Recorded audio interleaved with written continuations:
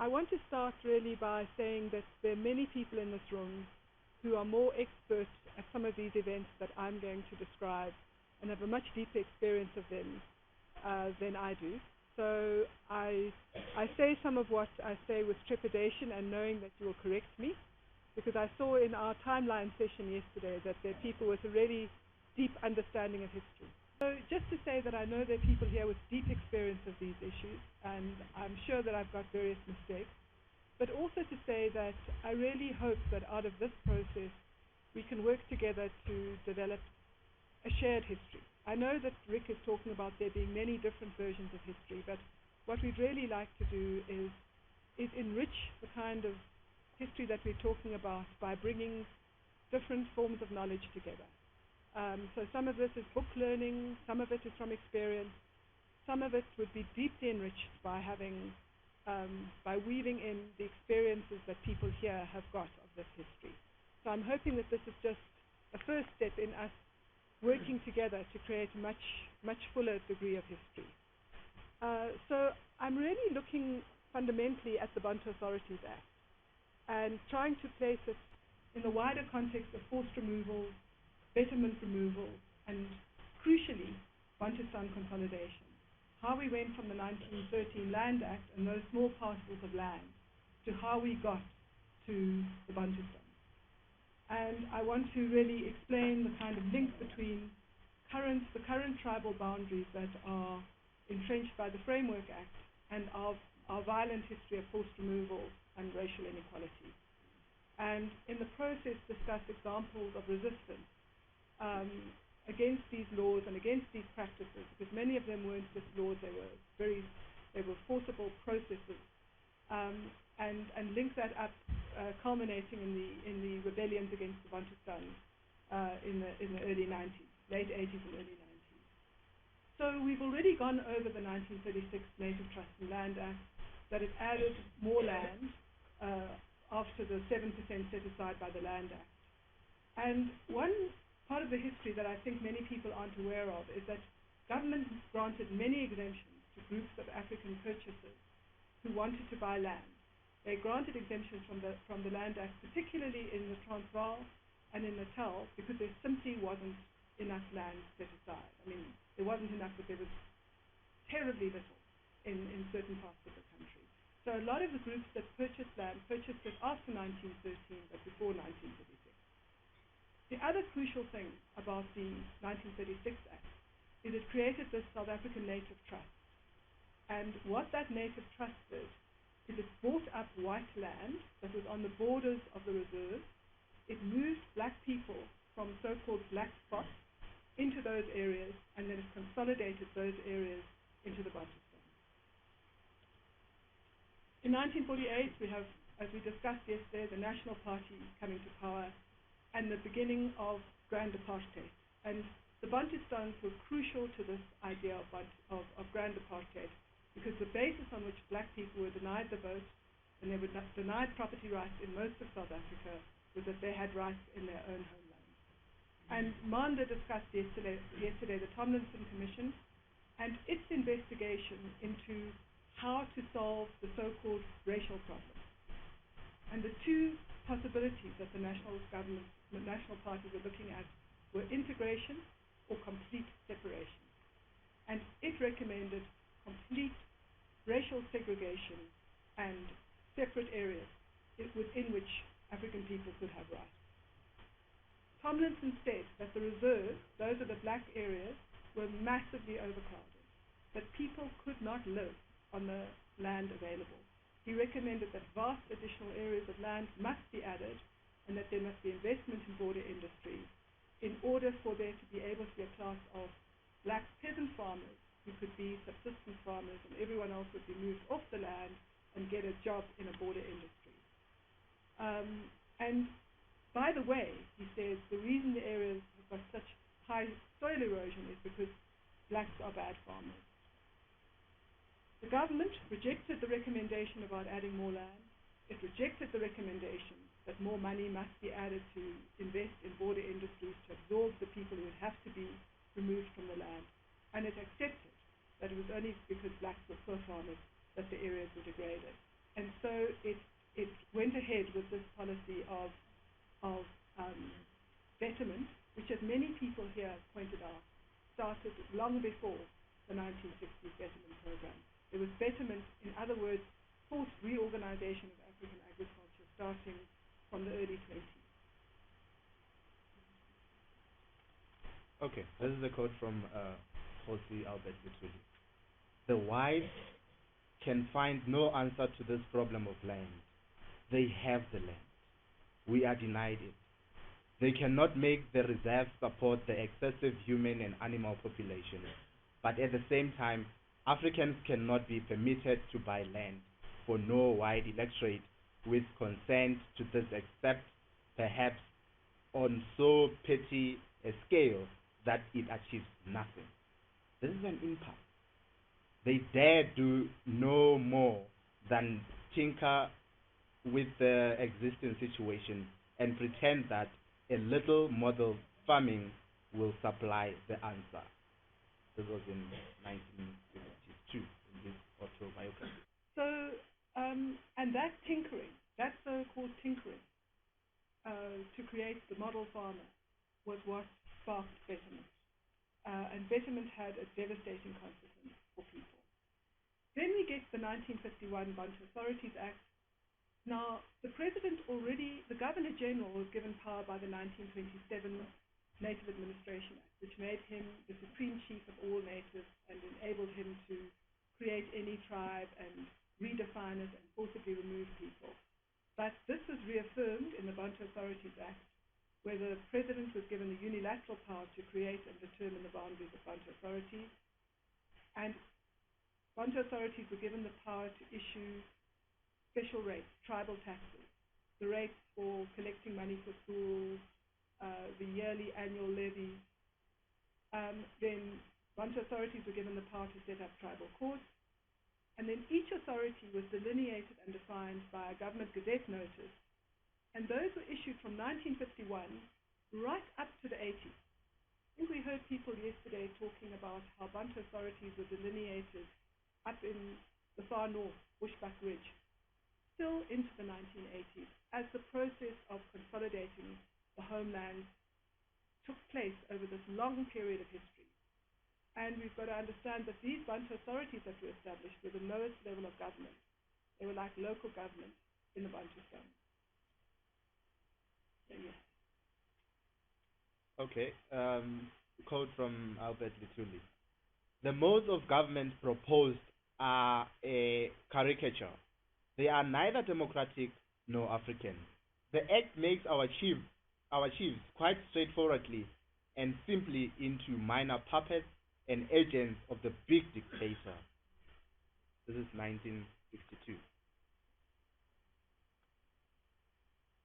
So what I really want people to have an understanding of, because it took me years to understand this, is how the Bantu Authorities Act, Betterment, and forced removal all went together. They were one process. So chiefs who accepted Bantu authorities, you must remember that there were a whole lot of chiefs who rejected them. In Sekakuni land, in Leporusti, in Kondo land, people said, we will not accept Bantu authorities on these terms.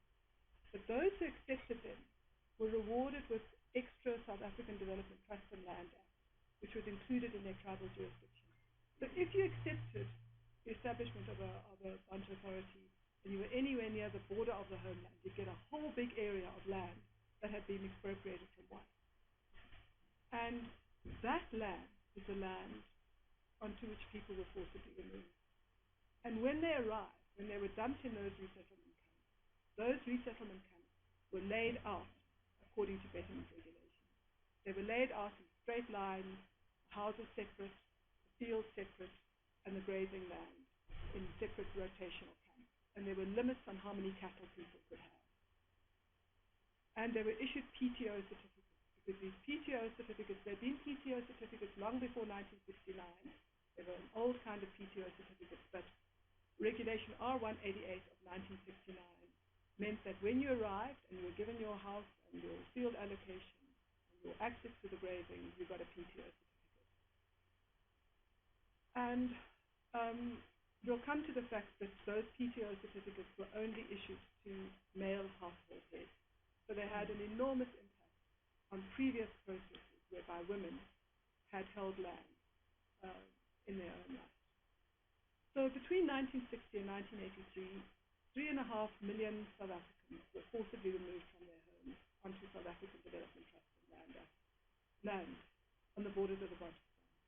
And those are the stories that I presume we'll see in the film tonight of terrible suffering, of people being dumped into areas where there were just these tin toilets and tents, not enough water, not enough food. This is when Operation Hunger came into being, because people were literally starving in those resettlement camps.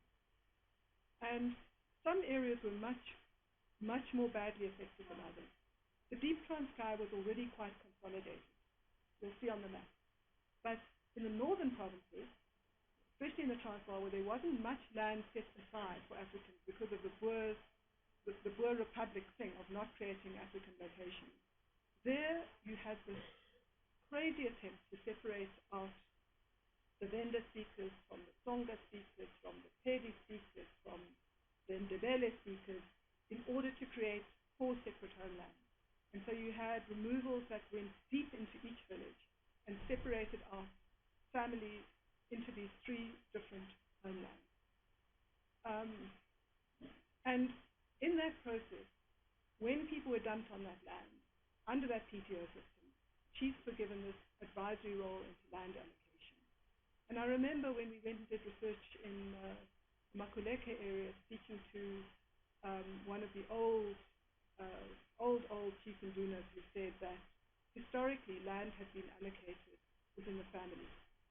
But it was when they were dumped in Taverny, that land was now allocated according to the PTO regulations, which needed to go through the Tribal Authority Office.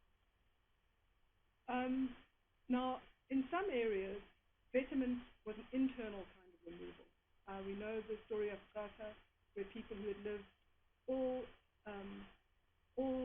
close together in family groups were removed into these villages, and people's fields were taken away, and people's grazing land was taken away. And people talk about the fact that they were just put next to strangers, whereas before they'd been in their own clans and their own families. And how this changed the position of women fundamentally, because the PTOs were issued only to men. And when they were issued to women, because often the headman would issue them to women, or say advise them to be issued to women, because that had been the history and the practice, the native commissioners cancelled those allocations, saying they were contrary to the regulation.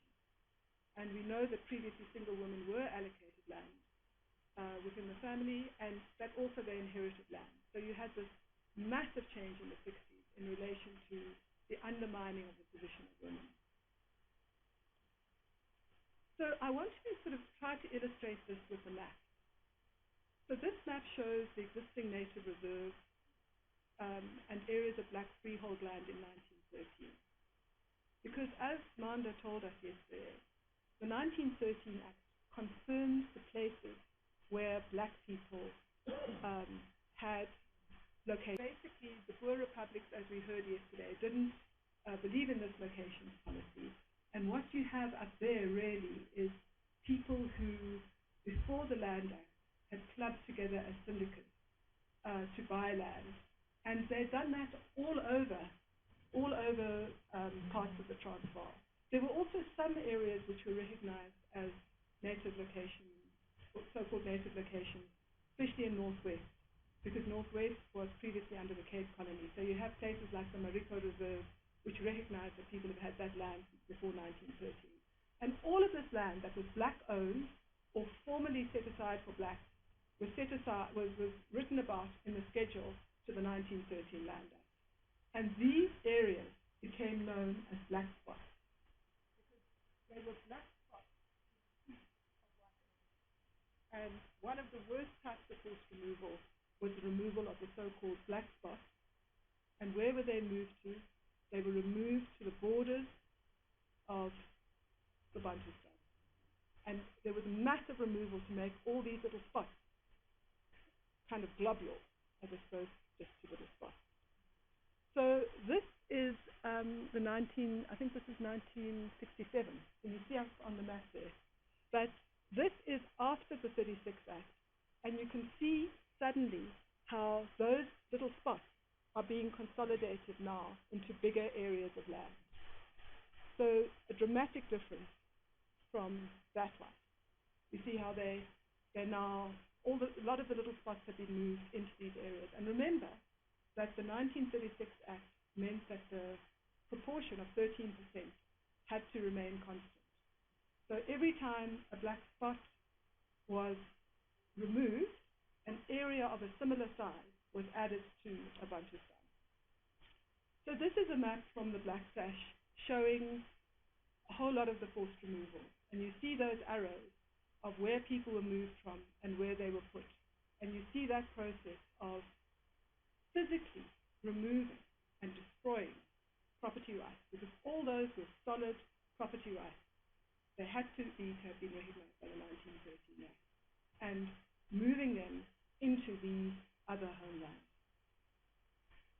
So here I'm going to give the example of Makuleke and Linga, and I do this with trepidation because I know that Humphrey is here with a much deeper knowledge of that history. But just as a kind of example, where you have a lot of these chiefs who had agreed to the establishment of Bantu authorities went into the cabinets of the different homelands. So Chief Adolphe Minga was the cabinet minister in Gavin, and he agreed that the Makuleke people would be removed from the far north, Pafuru, of the Kruger Park. That land would go to the park, and they would be moved to SADT land, so the dumping area. But what he didn't tell people is that he had already arranged for that area to be within his tribal jurisdiction. So he agreed to their removal in a process that made him their subject. And although they lost an enormous amount of land, I can't remember how much it was, 27,000 hectares, and they were moved to a much smaller area in Kaveni. To their amazement, other people were moved onto the same area, because it was now, other Tonga-speaking people were being removed from the Venda area and dumped on top of them. And they all found themselves subject to Minga because he had established this Bantu authority, although they had very different histories because they were forcibly removed from spotted different areas where they had their own specific background. So what are the implications of these new tribal jurisdictions that were created out of this process of forced removal?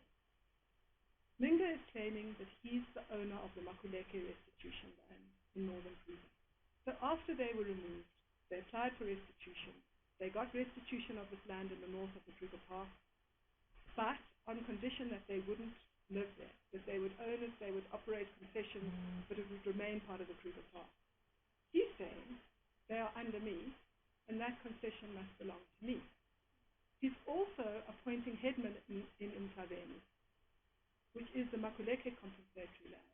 And those headmen, whom he appoints, contrary to the custom which we discussed this morning, that actually the family of the headman must appoint the headman according to the practice of that community. So he's, as a chief, just appointing people, and those people are selling the Makuleke compensatory land to outsiders. He's fining Makuleke women for collecting wood because he says they're not following his authority, and they're doing that, outside his authority. And this has led to violent clashes. It's led to court cases. It's led to charges of public violence. We have the Ramishai Commission that looked into the history and said that the Makuleke were equal to the Linga people, both at the status of senior traditional leader, and yet the official boundaries stay today. Oh, okay. There's a quote, Nelson Mandela's quote. In South Africa, we all know full well that no chief can retain his post unless he submits to fair food. The proposed Bantu authorities will not be, in any sense of the term, representative or democratic. This is 1959. So Now, in terms of resistance, the Bantu authorities and Betterment went hand in glove, and they triggered major rebellions. We heard about the Pondoland rebellion, which we'll talk a little bit more about.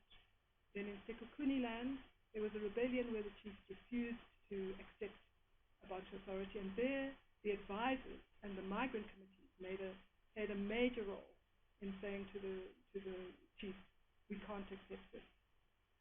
Dearest, Bafurutsi area, where the rebellion was partly about Betterment, it was partly about Bantu authorities, it was also about passes for women, and you had incredibly brave resistance, in that case led and supported by the traditional leaders in the area.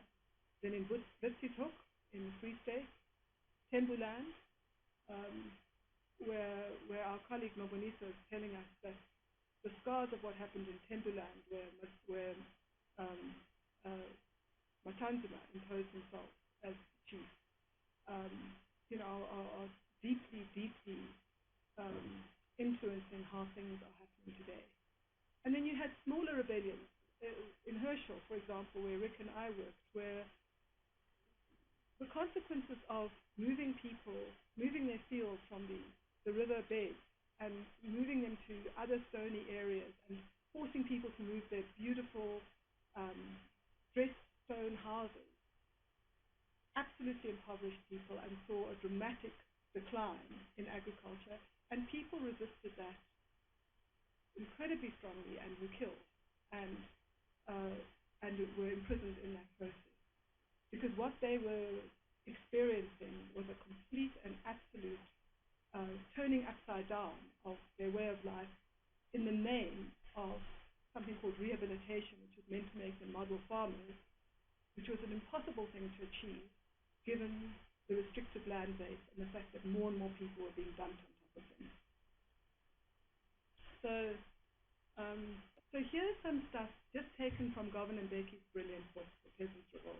In September 1957, the Pondos of Bizana rejected Bantu authorities, Bantu education, and the rehabilitation scheme at a meeting to which the peasants came in their thousands.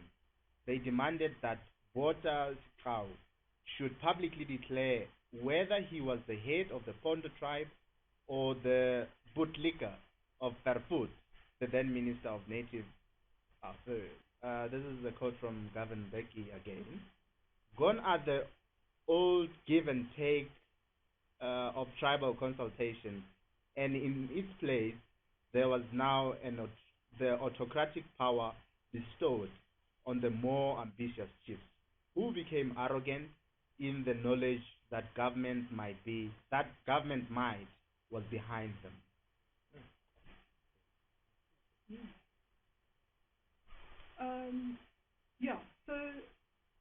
So maybe just people should read this about the fact that there was a clampdown on illegal meetings, that people came in their thousands on foot and on horseback to chosen spots in the mountains and on the ridges. They found that the magistrate, through impimpies, was identifying people. Drastic action was taken against those informers, and their huts were fired, and many were forced to flee the area. So again, there was a kind of division where people turned on the impimpies. There was a commission of inquiry which basically said that there had been intimidation. People rejected that, and they decided to boycott the town. They said, we boycott the traders because they help the government in trying to break us. When we boycott them, we are boycotting the government. Sounds a bit familiar in relation to some of the things that the students are saying now. Then another example, and again we've got people here who know this story so much better than I do, Patrick Mashego and Mashita, where the Sekukuni chiefs, after a very fascinating process, and here it's really interesting to read Peter Delius' book about how people actually organized against Bantu authorities and how the chiefs didn't operate in isolation. They had advisors, they had migrant committees. But when they refused to set up a Bantu authority, and they refused to be the leaders of the new Pedi homeland.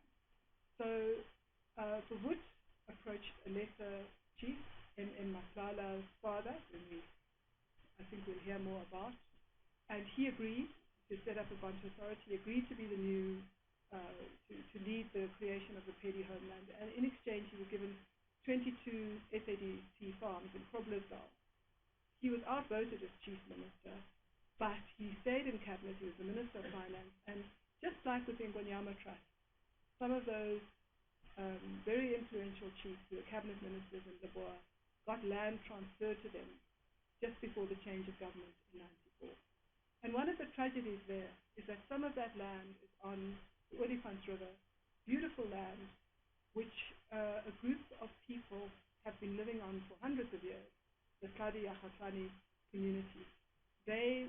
White farmers, the land was sold to white farmers. They didn't understand who these people were who were claiming ownership because the sales were far away from them. They tell a terrible story of how they were forced to work for the farmers, how they were whipped, how they were beaten, how many of them were evicted through in the 60s when there was a campaign to get labor tenants off the area, but some stayed there, and they have remained very good farmers. And they've lodged a restitution claim on the basis that their history on that land long predates Matlala's arrival. But he has been able to mobilize the police and the army to try and get them off the land. And at the moment, they're still on the land, but they're in a tenuous position, and their history is completely wiped out by this idea of the Matlala tribe, who actually got land that was SADT land, where other African people have a long, much deeper history. So I'm going to talk a little bit about the black spot removals. The black spot removals were typically the people who bought land, either before 1913 or through exemptions.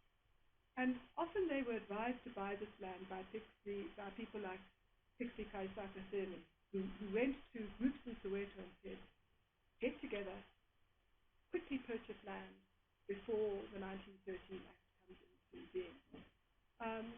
So again, you have people many people died in resisting these removals. These were people whose forefathers had purchased the land, who had developed the land, and who were told that they were going to be moved to these bleak areas on the borders of the Bantustan. We've got the example of Jacob More of Lekopa, who was a former policeman, who immediately agreed to the removal because he was given the farmhouse of the white farmer of the compensatory land, and the others were going to be given just allocations of land under the PTO system, where they had been co-purchasers of the land. Driefontein, where Ilda and I worked for many, many years, was near Piet Retief, and there they were going to move the Zulu speakers to Babalango. I'm sure they're the people that were meant to come onto the land that Ndao is now talking about, which was SADT land. The Swati were meant to go to Osuk, which is on the border of Kangwani, the Sotho to Kwakwa. Some people agreed because they felt that if they were the first to go, they would get the best places. And a local chief called Yende pretended that he had the authority to agree to all the Zulu people moving to Babalango, and was closely aligned with Nkata. And at that point, Buthelezi was supporting this removal to there.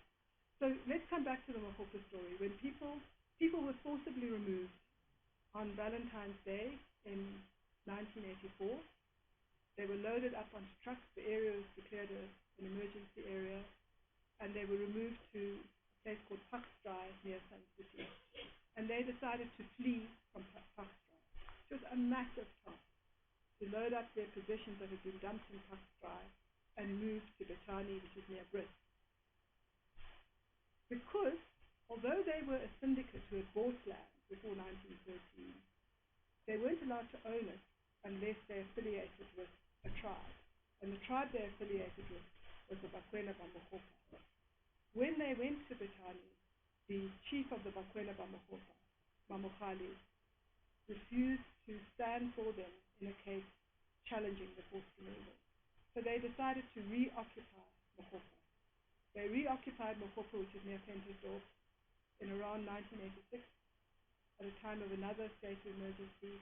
Constance will remember this because she comes from the community next door, Futkaponden, who I think were the very first to reoccupy, even before Mohopa. And it was this process of people who had lost land during forced removal, reoccupied, that in a way opened up the process that led to the idea of restitution, that there had to be some process to allow people to reoccupy land. I haven't got time to talk about all the different kinds of struggles that there were against forced removal, but just to say that they took very, very different forms. You had many groups in the Western Transvaal who were syndicates who bought land. There were Tswana landowners. They often used the law, and there were other kinds of groups like the Ngemas. Now the Ngemas were the descendants of someone called Stuurman Ngema, who had assisted the British in a battle against the Boers, and in reward had been given some land near Kwangema. They were not people who spoke any English. They were people who were farmers. They were called Abelungu because they had labor tenants working for them.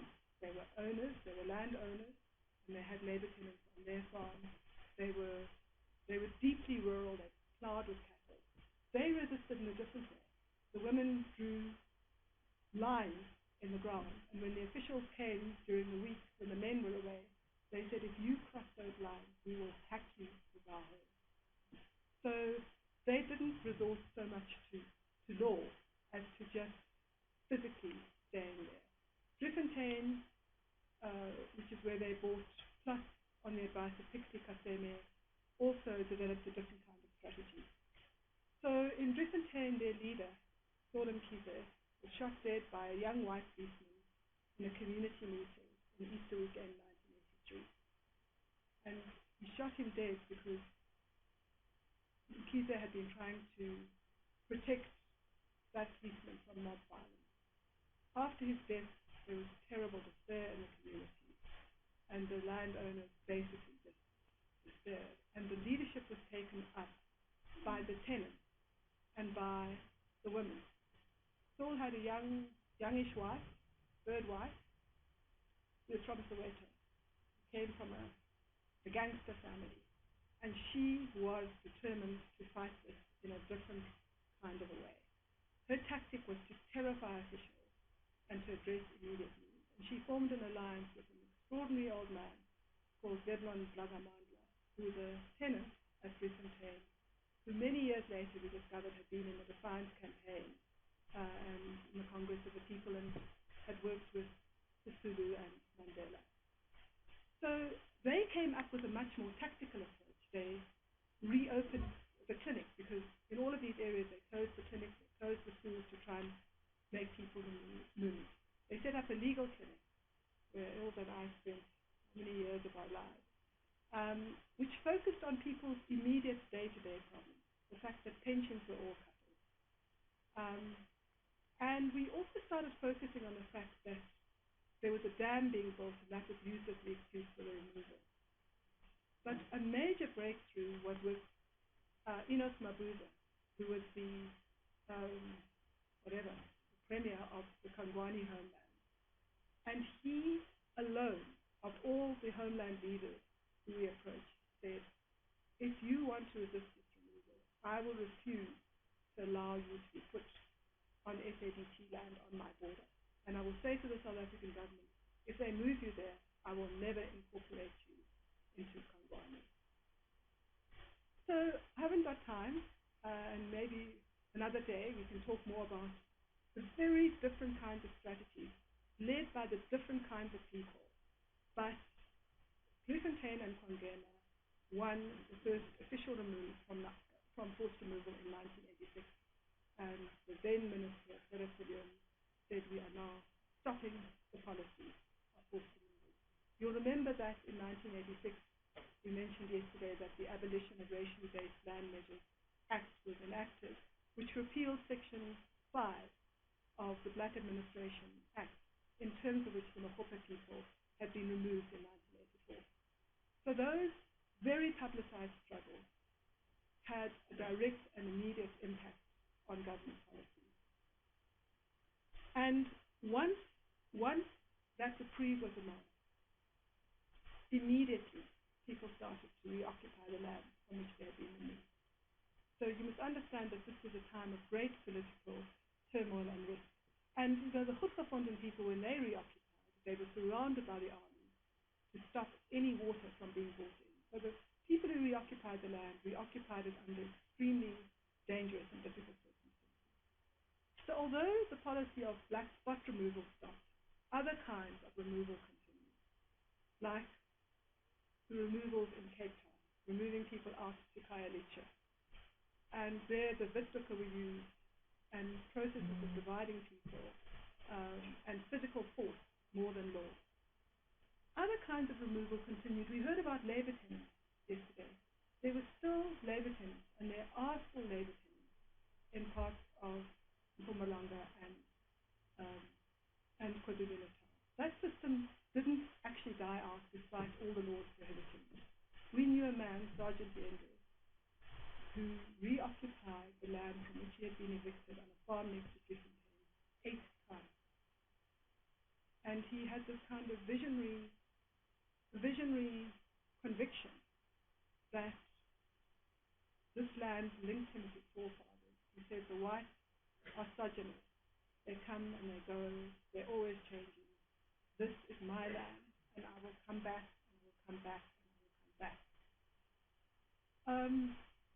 Ironically, some of the labor tenants have ended up now being richer in material terms, having more cattle and more land than some of the landowners who were removed during the process of the forced removal. In Msinga, we see the farms where the labor tenants got ownership being much less crowded because they were not the farms on which all the extra people were done. So we need to know that there were all these different categories of people that were subject to this policy, from labor tenants who actually said, we refuse to enter into the white man's terms. We refuse to buy back this land. This land is ours by history, by birthright.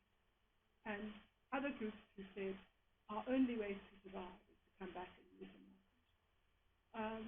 But what we're seeing now is a terrible failure of the government to implement any of the laws that these people fought for and won. They're refusing to implement the Labour Tenants Act, and they are stalling a whole lot of major restitution payments. And the question we've got to ask is why, when basically those groups of people won laws to recognize their underlying rights to the land, their different types of underlying rights to the land.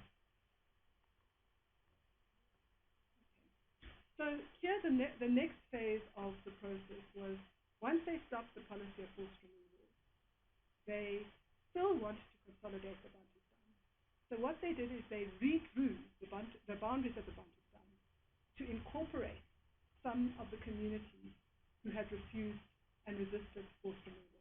So Brocklafter and Leeuwfontein are farms up near Zeerust, where ironically they were the leaders of the Leforutsi revolt against the past laws and Bantu authorities. They were incredibly strong people, led by a chief, Papsi Sebokhodi, and another man, Majafa, who wasn't a chief, but in a process that was absolutely participatory and democratic. So once they redrew the boundaries, the Bok government actually got helicopters and shot people from the air that were trying to resist this incorporation. And people had to flee to the next door white farm because it was still South Africa, and actually hide in sheds there. So, we have dramatic processes of resistance right up into the late 80s, early 90s. We have the whole area of Mutse, which the government decided to add to the Kwandebele homeland because it couldn't have a homeland without a hospital. And there wasn't one single hospital in the tiny little Kwandebele homeland. So it took all the resources of the Mutsi community, most of whom were land purchasers, who built a lot of schools and hospitals, and decided to incorporate those into Kwandebele. And you had a whole lot of litigation to try and stop that. You also had mounting repression in the Bantustan. And the Bantustan governments were based on the formula in the current traditional leadership and governance framework Act. 60% of the government were appointed by traditional leaders or were traditional leaders, and only 40% would be elected. And you had this irony that more than half the population in Botswana wasn't Tswana speaking, and this severe intimidation of non-Tswana speaking people by Lucas Mangope, at the same time as this extortion of taxes and tribal levies. Because you must understand that what we have here is a government-imposed dream that every South African is a Tswana or a Pedi or a Ndebele, and that's how they identify. And yet we had this completely different reality on the ground of intermixed groups of people and this attempt to separate them all out from one another by language. And in order to try and keep up this idea of pure separate tribes, you had a lot of repression happening within those areas. And in Kwandebele, with the whole attempt to turn it into an independent homeland, you had a breakout of civil war. The entire civil service, including the magistrates, the teachers, everybody went on strike. They dug up the streets so that the hippos couldn't get in. Same thing was happening in Laboa. You had chiefs like M.M. Maklala, whom we discussed, who was the person who agreed to be the Sekukuni paramount near Groblersdal, attacking and fighting the comrades, and at that point the rallying cry was kill the chief.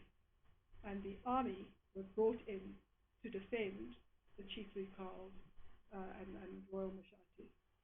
And you had these comrades fleeing to the mountains.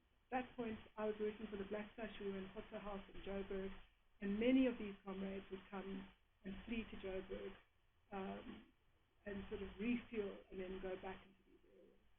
And then you had this amazing case in Kwandebele where the case was that because women weren't allowed to vote, women didn't vote in the process of adopting the constitution, and yet the Kwandebele constitution provided for equality, and so they stopped the independence of Kwandebele on the basis that women hadn't been allowed to vote in the process. So there were multifaceted struggles, some of them legal, but a lot of them very physical. And the same, we had the same thing happening in Laboa with a strong anti-chief mobilization, and the terrible Inkatha UDF wars in the cities, and the massacres by the army in Bishu and Mabatu.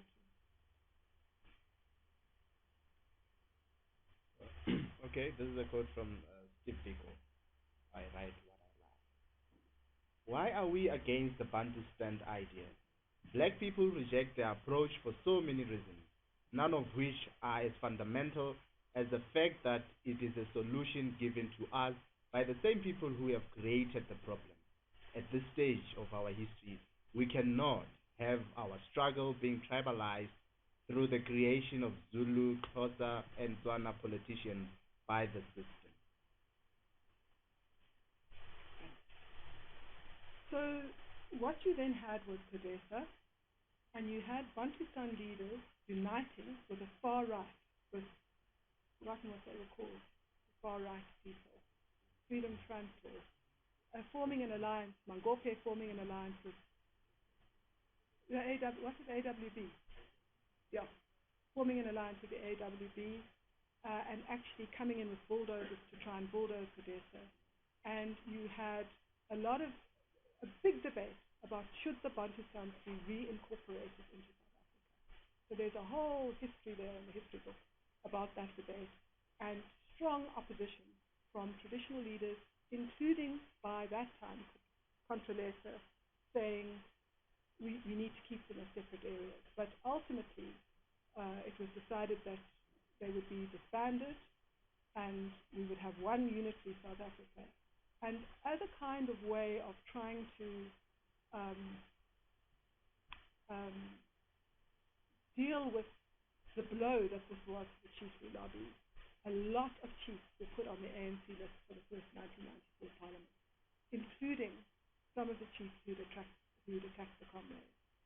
And those chiefs then formed a bloc to try and resist the repeal of the Black Administration Act and the Bantu Authorities Act. And they did that in the context of saying the Constitution and the Municipal Structures Act give all these powers to councillors. Where are the laws that seek that consolidate? So then we had these constitutional negotiations where Controlesa and Inkatha together said that the right to equality must be subject to customary law. They said that you couldn't have, that equality would destroy customary law. And they gave examples of lobola and said that if men didn't get lobola for their daughters, it would destroy customary law.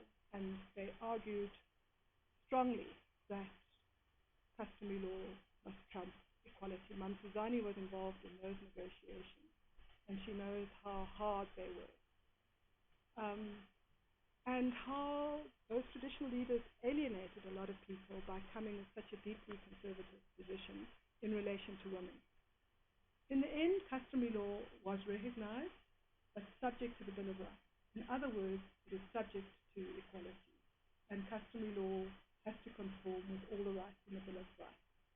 Inkatha and Controlesa then joined forces in litigation to challenge the Constitution. This was called the certification case, and it was all those people who felt that the 1996 Constitution didn't live up to the promises of the transitional Constitution. And they basically said that the Constitution didn't give enough explicit powers to chiefs. It said that chiefs needed to have powers and functions, and that all the Constitution did is give them roles and status. And this question of the terms on which traditional leaders are recognized is pivotal to the laws that Melundi will discuss, I think, on Thursday.